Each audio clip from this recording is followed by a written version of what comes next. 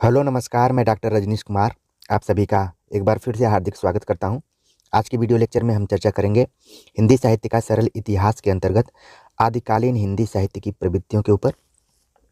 और किसी भी कालखंड की प्रवृत्तियां बहुत ही इम्पोर्टेंट होती हैं परीक्षा के दृष्टिकोण से, और वे सभी प्रवृत्तियां एक तरीके से उस विशेष कालखंड की पहचान भी होती हैं। तो हम देखते हैं कि आदिकाल की कौन कौन सी खास प्रवृत्तियां थीं, और इनसे संबंधित किसी भी तरीके का अगर प्रश्न आता है और विकल्प में आपको छांटने के लिए कि कौन सा सत्य है, कौन सा असत्य है, कौन अशुद्ध है, कौन शुद्ध है, कौन नहीं है, तो इस लेक्चर के बाद आप उसे आराम से छांट सकते हैं। तो देखते हैं, हिंदी साहित्य में किसी भी कालखंड की प्रवृत्तियां और विशेषताएं उसके मौजूद साहित्य सामग्री के आधार पर निर्धारित की जाती हैं। उस समय की साहित्यिक रचनाओं और ग्रंथों का अध्ययन और विश्लेषण करने से पता चलता है कि इस काल के साहित्य की क्या विशेषताएं और प्रवृत्तियां रही हैं। आदिकाल का हिंदी साहित्य अनेक बोलियों का साहित्य लगता है। सही मायने में यह काल अनेक दृष्टियों से संधि काल है। आप जानते भी होंगे कि कई विद्वानों ने आदिकाल को संधि काल के नाम से भी पुकारा था। डॉक्टर विश्वनाथ त्रिपाठी लिखते हैं, आदिकाल विविध और परस्पर विरोधी प्रवृत्तियों का काल है। आदिकाल भाषा की दृष्टि से संक्रांति यानी कि संक्रमण काल का काल रहा है। इस काल में एक और संस्कृत, प्राकृत और अपभ्रंश में समानांतर रचनाएं हो रही थीं, तो दूसरी ओर अपभ्रंश के प्रभाव को छोड़ती हुई हिंदी भी अपना रूप ग्रहण कर रही थी। और भावों की दृष्टि से आध्यात्मिक तथा चरित्र प्रधान कविताएं और बाद में वीर रस के साथ कुछ श्रृंगारिक रचनाएं भी लिखी जाने लगी थी। ठीक है। 7वीं शताब्दी का काल अपभ्रंश साहित्य का उदय का काल था, लेकिन अपभ्रंश में भी धीरे धीरे अवहट या पुरानी हिंदी का मिश्रण हो रहा था, जिसके कारण यह परिनिष्ठित अपभ्रंश या पुरानी हिंदी का रूप धारण कर रही थी। इसके बावजूद साहित्यिक प्रवृत्तियां अपना रूप लिए हुई थीं। अतः इस कालखंड की प्रमुख प्रवृत्तियों और विशेषताओं का निरूपण करते हैं तो कई प्रवृत्तियां सामने उभर कर आती हैं। और इस लेक्चर को सुनते समय जो भी मैं इससे पहले आदिकाल की सामाजिक स्थिति, सिद्ध कवि, नाथ कवि, जैन कवि और वीर गाथा काव्य से संबंधित कवियों के बारे में चर्चा किया, और वीर गाथा काल के अन्य कवियों के बारे में भी बात की थी, तो उन सभी लेक्चर्स को आप अपने दिमाग में रखेंगे तो और बातें क्लियर होंगी। एक तरह से मैं कह सकता हूँ कि ये लेक्चर उन सभी का सार तत्व है। तो जैसा कि मैंने बताया कि अगर इस कालखंड की प्रमुख प्रवृत्तियों और विशेषताओं का निरूपण करते हैं, मूल्यांकन करते हैं, तो कई प्रवृत्तियां सामने उभर कर आती हैं, जिसमें पहली प्रवृत्ति है वीरगाथात्मक काव्य रचनाएं। आदिकालीन साहित्य में वीर गाथाओं का विशेष प्रचलन था, जिसमें कवि अपने आश्रयदाताओं की वीरता, साहस, शौर्य एवं पराक्रम को अतिरंजित और अतिशयोक्तिपूर्ण बनाकर प्रस्तुत करते थे। जितने भी रासो ग्रंथ पढ़ेंगे, जिसमें कि मैं पिछले लेक्चर में पढ़ाते हुए बताया था कि कुल 12 ग्रंथों के आधार पर आचार्य रामचंद्र शुक्ल ने वीर गाथा काल कहा था, तो उसमें आप ज़्यादातर देखेंगे 7-8 ऐसी रचनाएं हैं जिसमें जो कवि है अपने आश्रयदाता की वीरता, साहस, शौर्य एवं पराक्रम को बहुत ही बढ़ा चढ़ाकर प्रस्तुत करने की कोशिश किया है। और देखने से, उन कविताओं को पढ़ने से और समझने के बाद ऐसा लगता है कि युद्धों का सजीव चित्रण किया गया है। इन युद्धों का कारण नारी सौंदर्य या साम्राज्य विस्तार की महत्वाकांक्षा रहती थी। शुरुआती लेक्चर में ही मैंने बताया था कि जो आदिकाल है उस समय दो ही चीज़ें मुख्य रूप से थी, नारी सौंदर्य और साम्राज्य विस्तार की महत्वाकांक्षा या फिर आकांक्षा। प्रमुख उद्देश्य राज्यों को जीतकर अपने साम्राज्य में मिलाना और शक्ति का विस्तार करना भी था। और उस समय एक कोटेशन भी चलता है कि भल्ला हुआ जो मारिया में हारा कंतु। और एक महिला, एक स्त्री है जो कि अपने सखियों के बीच में है और उसका पति शहीद हो गया है, और वो युद्ध छोड़कर भागा नहीं है, और वो बड़ी खुश है कि ठीक है, मेरा पति मारा गया, मुझे इसका संतोष है, लेकिन अगर वह भाग कर आता तो मेरी हंसी उड़ती मेरी सहेलियों के बीच में। तो एक तरीके से यही वीर गाथा लिखने की प्रवृत्ति को प्रेरित किया है कि राजाओं की प्रशंसा में अतिशयोक्तिपूर्ण वर्णन किया गया है। आश्रयदाताओं को खुश करने के लिए कविगण उनकी प्रशंसा को अतिशयोक्तिपूर्ण ढंग से वर्णित करते थे। अतिशयोक्तिपूर्ण यहाँ पर अलंकार से रिलेटेड है, किसी भी चीज़ को बहुत बढ़ा चढ़ाकर कहना। आपके लाइफ में भी कुछ ऐसी घटनाएं होती होंगी जिसको लोग बहुत बढ़ा चढ़ाकर कहते हैं, जबकि वास्तविकता में कुछ वैसा होता नहीं है। जब भी आप कोई मोटिवेटिव लेक्चर सुनते हैं तो उसमें भी इस चीज़ का थोड़ा सा समावेश रहता है, जिससे कि आप मोटिवेट हों, काम करने के प्रति आगे बढ़ें। लेकिन जब उसी काम को करने जाते हैं तो व्यवहारिक रूप में आपके सामने तमाम तरीके की समस्याएं भी आती हैं। तो वीरगाथा काल में अतिरंजित और अतिशयोक्तिपूर्ण वर्णन खास रहा है, जिससे कि कवियों की कविताओं को सुनकर राजा प्रेरित होते थे और फिर युद्ध करने की तैयारी करते थे। इस काल का पूरा रासो साहित्य इसका प्रमाण है, जैसा कि मैंने बताया। इसीलिए रामचंद्र शुक्ल ने 12 रासो ग्रंथों के आधार पर इस काल का नाम वीरगाथा काल रखा है। आगे बात करते हैं। दूसरी जो प्रवृत्ति है वो है युद्धों का वर्णन। आदिकालीन साहित्य से लगता है कि राजाओं का अपने प्रजाओं पर ध्यान कम और अपने साम्राज्य विस्तार का ध्यान अधिक था, जिसके कारण लगातार युद्ध के वातावरण बने रहते थे। तत्कालीन कवियों ने अपने काव्यों में युद्धों का सजीव वर्णन करके जन समूह में एक चेतना प्रकट की और कहा, युद्ध यदि आवश्यक है तो करना चाहिए। युद्ध के समय सेना में वीर रस के भावों से कवि सैनिकों में जोश तथा उत्साह भर देते थे। आज भी आप कई ऐसे गानों को सुनते होंगे जो कि वीर रस से प्रभावित रहते हैं, और उनको सुनने के बाद आपके अंदर जो स्थायी भाव, उत्साह नाम का स्थायी भाव है, वो जागृत हो जाता है, आप कुछ करना चाहते हैं। ठीक है, तो उस जमाने में कवियों के माध्यम से राजा युद्ध के लिए प्रेरित होता था। उनकी कविताओं को सुनकर फिर उसको लगता था कि उसके अंदर अभी एनर्जी बची हुई है। यहाँ पर बताया गया कि राजाओं का अपने प्रजाओं पर कम ध्यान था और साम्राज्य विस्तार पर ज़्यादा ध्यान था। एक तरीके से उस समय की जो भी लड़ाई होती थी वो व्यक्तिगत टाइप की लड़ाई होती थी, अपने शक्ति को दिखाने का वहाँ पर प्रदर्शन किया जाता था। तो 2 प्रवृत्तियों को आपने देख लिया।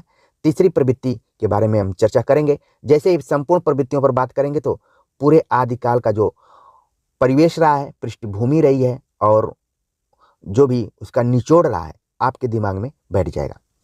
तीसरी प्रवृत्ति है संकुचित राष्ट्रीयता। आजकल राष्ट्रवाद और राष्ट्रीयता को लेकर बहुत सारे डिबेट्स होते हैं, आपने सुना भी होगा, क्योंकि हम जिस समय में जी रहे हैं वो एकदम सूचना तकनीकी का एकदम तीव्रतर समय चल रहा है। छोटी सी घटना भी तुरंत आपके पास पहुंच जाती है। एक तरीके से आपके पॉकेट में जो मोबाइल है वो आपको कितना सूचना प्रदान कर रही है, इसका आभास आप खुद कर रहे होंगे। यहाँ पर तीसरी प्रवृत्ति के रूप में है कि संकुचित राष्ट्रीयता। संकुचित राष्ट्रीयता, एक तो राष्ट्रीयता होती है, लेकिन ये संकुचित राष्ट्रीयता क्या है, इस पे बात करते हैं। आदिकाल के चारण कवियों द्वारा आश्रयदाताओं की स्तुति और चरण वंदना तथा प्रशंसा इस प्रकार की गई है कि तत्कालीन अर्थ और परिवेश में देशद्रोही जयचंद का भी कवियों ने गुणगान कर दिया। जयचंद की प्रशंसा में जयचंद प्रकाश नामक एक रचना है, भट्ट केदार द्वारा लिखी गई है, तथा जय मयंक जस चंद्रिका मधुकर कवि द्वारा लिखा गया है। उस समय राष्ट्र का मतलब एक राजा या सामंत की राज्य सीमा थी, जिसे वह अपना मानते थे। संपूर्ण भारत को राष्ट्र नहीं समझा गया। तो ये उस समय की बात है जब सन 1000 ईस्वी, यानी कि 1000 से लेकर 1300-1400 ईस्वी के आसपास का जो समय है वो इसी टाइप का है, संकुचित राष्ट्रीयता से जुड़ा हुआ है। और इसमें 2 रचनाओं का जिक्र किया गया है। जयचंद प्रकाश, आप ध्यान में रखिए कि परीक्षाओं में खूब पूछा जाता है, भट्ट केदार द्वारा लिखा गया। जय मयंक जस चंद्रिका मधुकर कवि द्वारा। तो इन दोनों को आप क्लियर करके रखिए, कई बार कन्फ्यूजन सा क्रिएट हो जाता है कि किसकी कौन रचना है। ठीक है, लेक्चर के माध्यम से मेरी पूरी कोशिश रहती है कि उन छोटी छोटी बातों को आपको बताया जाए, जिससे कि परीक्षाओं में सचेत रहने की ज़रूरत है। हमारा उद्देश्य है कि परीक्षा को पास कर चयनित हों और अपने जीवन को स्टेबल करें। तो कहाँ कहाँ कन्फ्यूजन हो सकता है उसको मैं इंडिकेट करता हूँ। बाकी लेक्चर के माध्यम से आपके दिमाग में ठीक वैसे ही बैठाने की कोशिश करता हूँ, जैसे आप प्याज को देखते हैं तो ऊपर से वो थोड़ा सा कुरूप टाइप की लगती है, लेकिन जैसे उसके छिलके को उतारना शुरू करते हैं तो कई स्तर बने होते हैं, और अलग हर स्तर को उतारते हैं तो उसकी सौंदर्यता बढ़ती जाती है, कोमलता उसकी बढ़ती जाती है। वैसे ही मैं अपने हर लेक्चर के माध्यम से ये कोशिश करता हूँ कि आपका दिमाग बहुत ही शांति से लेक्चर को सुने, उसको समझे, फिर इसके बाद चिंतन करना शुरू करें और उन फिर बारीकियों को ध्यान में रखें, जिससे कि परीक्षाओं में लोगों का 1 नंबर से 2 नंबर से रुक जाता है। तो इन सावधानियों को रखेंगे तो पूरी उम्मीद है कि आप अपने परीक्षा में सफल होंगे और अपने जीवन में भी सफल होंगे। चौथी प्रवृत्ति पर बात करते हैं। संकुचित राष्ट्रीयता के बाद चौथी प्रवृत्ति है लोक भाषा साहित्य। लोक भाषा साहित्य 7वीं शताब्दी से 10वीं शताब्दी की अपभ्रंश लोक भाषा के रूप में प्रचलित रही। इस समय के सिद्ध जैन नाथ संप्रदाय के अनुयायियों ने लोक भाषा में ही अपनी रचनाएं की, जिसमें कर्मकांड, आडंबर और ब्राह्मण मत का विरोधी स्वर उभर कर आया और जनता में नई चेतना जागृत हुई। आचार्य हजारी प्रसाद द्विवेदी ने लिखा है, साहित्य में प्रधान रूप से इस समय की साहित्य धार्मिक है। इसमें सहज जीवन पर, मन की पवित्रता पर और सच्चाई के जीवन पर अधिक जोर दिया गया है। एक तरीके से लोक भाषा के माध्यम से आचार्य हजारी प्रसाद द्विवेदी एक निष्कर्ष से पहुंचते हैं कि साहित्य में प्रधान रूप से इस समय का जो साहित्य था वो धार्मिक है। इसमें सहज जीवन पर जोर दिया गया था, मन की पवित्रता पर जोर दिया गया था और सच्चाई के जीवन पर अधिक जोर दिया गया था। तो देख रहे हैं 3-4 पॉइंट्स आपको यहाँ पर दिखाई पड़ रहा है। अगली प्रवृत्ति पर बात करें तो अगली प्रवृत्ति है वीर और श्रृंगार रस का समन्वय। काफी इंपॉर्टेंट प्रवृत्ति। वीरता भी एक तरफ और दूसरी तरफ श्रृंगार भी है। जैसा कि बता दिया गया है, ऊपर ही बताया गया कि जब किसी भी साम्राज्य का विस्तार होगा तो जो राजा जितना प्रतापी होगा, वीर होगा, वही विस्तार कर सकता है। साथ में उन राजाओं के अंदर प्रेम का भी तत्व था। वो नारी से प्रेम भी करते थे और जिसमें कि संयुक्त स्वयंवर जैसे जो भी प्रसंग आते हैं उसी से रिलेटेड है। तो वीर और श्रृंगार दोनों का समन्वय इस कालखंड में है। वीर ज़्यादा है और श्रृंगार अपेक्षाकृत कम है। आगे चलकर उसकी पूरी भरपाई आपको रीतिकाल में दिखाई पड़ती है। तो बात करते हैं इस समय की साहित्यिक रचनाओं से यह मालूम होता है कि कवि वीर रस और श्रृंगार रस की कविताओं को एक साथ लिख रहे थे। इस समय के कई युद्ध साम्राज्य विस्तार के साथ नारी सौंदर्य को पाने के उद्देश्य से भी लड़े गए थे। रणथंभौर का युद्ध 1301 ईस्वी में राव हमीर और अलाउद्दीन खिलजी के बीच हुआ। हमीर रासों और खुमान रासों में भी वीर रस के साथ श्रृंगार रस की अभिव्यक्ति हुई है। पृथ्वीराज रासों में भी नारी सौंदर्य का चित्रण हुआ है। विशल देव रासों में तो विप्रलंब श्रृंगार का सुंदर वर्णन किया गया है। ये काफ़ी इंपॉर्टेंट यहाँ पर फैक्ट दिया जा रहा है कि सब में श्रृंगार रस का वर्णन हुआ, लेकिन विशल देव रासों जो कि नरपति नाल द्वारा लिखा गया है, इसमें विप्रलंब मतलब वियोग श्रृंगार रस का सुंदर वर्णन किया गया है। यानी कि पहले प्रेम होता है, फिर बिछड़पन भी हो जाता है, बिछड़ाव हो जाता है, ठीक है, अलगाव हो जाता है। तो यहाँ पर वियोग श्रृंगार रस आ गया है। कीर्तिलता और कीर्ति पताका, इन दोनों रचनाओं में वीर रस है। तो विद्यापति ने पदावली में अद्भुत नारी सौंदर्य की छटा दिखाई देती है जो कि श्रृंगार रस से संबंधित है। इसलिए कई बार प्रश्न उठता है कि क्या विद्यापति भक्त कवि हैं या फिर श्रृंगारी कवि हैं। और ये परंपरा से न जाने कब से आप बीए की परीक्षाओं में इस प्रश्न को हल किए होंगे, एमए की कक्षाओं में हल किए होंगे, सेमिनार भी प्रस्तुत किए होंगे और लगातार आप कंपटीशन की परीक्षाओं में बैठ रहे होंगे। तो एक कोटेशन हमेशा आता है कि आध्यात्मिक रंग के चश्मे आजकल बहुत सस्ते हो गए हैं, जिसको चढ़ाकर लोग विद्यापति को भक्त और श्रृंगारी कवि के अंतर्गत रखते हैं। ठीक वैसे ही जैसे सूरदास और जयदेव के इन पदों को भी। ये पंक्ति आपके दिमाग में कौंध गई होगी, क्योंकि मैंने ऑलरेडी कथनों को लेकर तमाम वीडियोज बनाए हैं। जो लोग लगातार मुझे फॉलो कर रहे होंगे, मैंने कहा भी था कि 1 महीने तक अगर इस चैनल को फॉलो करते हैं तो मैं गारंटी के साथ कहता हूं कि आपकी बहुत सारी तैयारी कंप्लीट हो जाएगी और कॉन्सेप्ट भी क्लियर हो जाएंगे और एक बेस बन जाएगा कि आप किसी भी परीक्षा में बैठने के लिए, ठीक वैसे ही जैसे कि आदिकाल में राजा कवियों के अतिशयोक्तिपूर्ण और अतिरंजित कविताओं को पढ़कर उत्साहित हो जाते थे, तो यहाँ पर अतिरंजित और अतिशयोक्तिपूर्ण कोई बात नहीं कही जा रही है। फिर भी आपके मन में एक उत्साह का संचार जरूर होगा कि असफलता सफलता का दौर चलता रहता है, लेकिन दूसरी लड़ाई लड़ने के लिए हमारी आज की लड़ाई क्या है? परीक्षाओं में बैठना और उसको पास करना। हमें न साम्राज्य विस्तार करना है, न नारी सौंदर्य को लेकर बहुत किसी से लड़ाई झगड़ा करना है। हमारा जो युद्ध चल रहा है वो परीक्षाओं से चल रहा है। उम्मीद है कि मेरी भावनाओं को आप समझ रहे होंगे। तो अगली जो प्रवृत्ति है वो है ऐतिहासिकता की अपेक्षा कल्पना की प्रधानता, यानी कि कविता में वैसे कल्पना की मात्रा अधिक ही होती है, लेकिन कुछ कविताएं जो होती हैं वो अपने समय के इतिहास को भी प्रदर्शित करती हैं। लेकिन आप आदिकाल में देखेंगे तो उसमें ऐतिहासिकता का अभाव है, इसीलिए तमाम रचनाओं की प्रामाणिकता को लेकर सवाल खड़े हो जाते हैं कि ये प्रामाणिक है कि नहीं, और जो भी कवि ने लिखा है सही मायने में कहीं अतिशयोक्तिपूर्ण वर्णन ही तो नहीं है, क्या इसे इतिहास से कोई लेना देना है। पृथ्वीराज रासो की प्रामाणिकता को लेकर तमाम मत रहे हैं, जो कि मैंने पिछले वीडियो लेक्चर में बताया था आप लोगों को वीरगाथा काव्य के अंतर्गत कि 3 तरीके के, कुछ लोगों ने कहा कि प्रामाणिक है, कुछ लोगों ने कहा कि अर्ध प्रमाणिक है, कुछ लोगों ने कहा कि ये प्रामाणिक, अर्ध प्रमाणिक और अप्रामाणिक 3 श्रेणियां बनाई गई हैं। तो इसमें ऐतिहासिकता की अपेक्षा कल्पना की प्रधानता है। दरबारी कवियों का लक्ष्य राजा की प्रशंसा करना था। उनकी दृष्टि में ऐतिहासिकता हाशिए पर थी। सही मायने में वे अपने प्रतिभा को मात्र घोषित करते थे, प्रकट नहीं करते थे। इसीलिए उनके कवित्व के प्रदर्शन में केवल उनका स्वार्थ से भरा जीवन निर्वाह ही केंद्र में रहता था।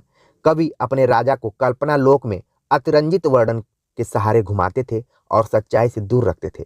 साथ ही अतिशयोक्तिपूर्ण वर्णन करके आश्रयदाताओं को खुश रखते थे।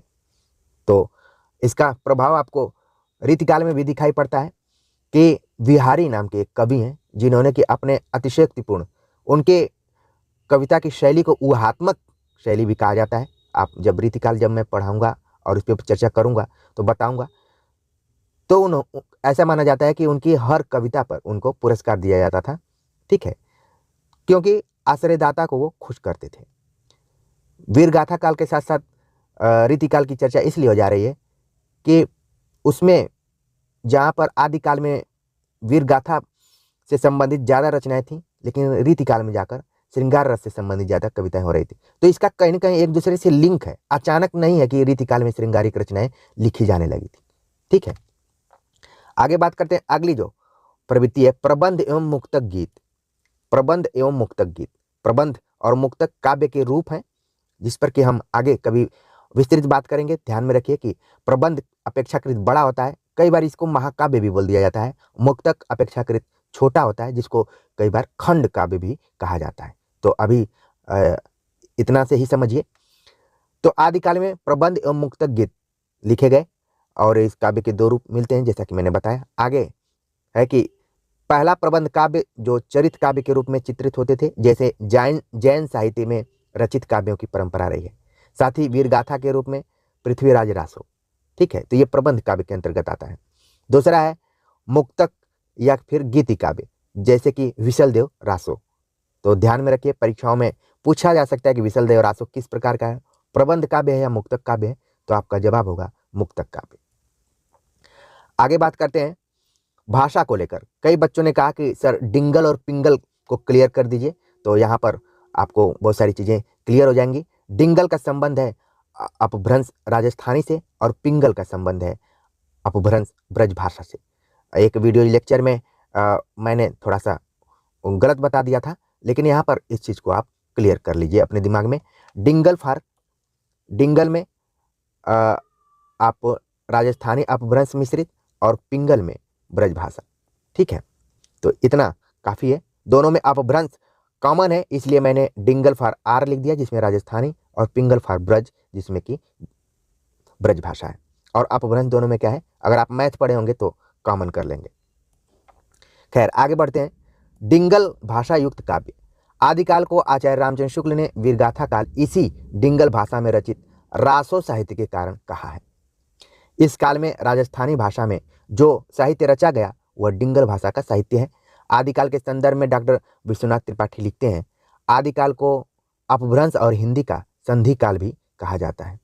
हिंदी भाषा और साहित्य का स्वरूप वस्तुतः भक्ति काल में सामने आता है।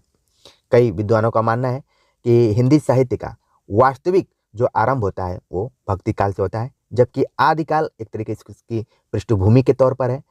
भाषा और साहित्य के स्वरूप की निर्मिति की पृष्ठभूमि के रूप में आदिकाल है, लेकिन वास्तविक रूप में इसका जो स्वरूप उभर कर आता है वो भक्ति काल में आता है। तो इन 8 प्रवृत्तियों पर हमने चर्चा किया। उम्मीद है कि ये 8 प्रवृत्तियाँ आपके दिमाग में सतह दर सतह बैठ गई होंगी और इसको आप नोट भी कर लिए होंगे। कमेंट्स कर जरूर बताइएगा कि आज का ये लेक्चर आप सभी को कैसा लगा। आगे हम नए टॉपिक के साथ हाजिर होंगे, तब तक के लिए नमस्कार।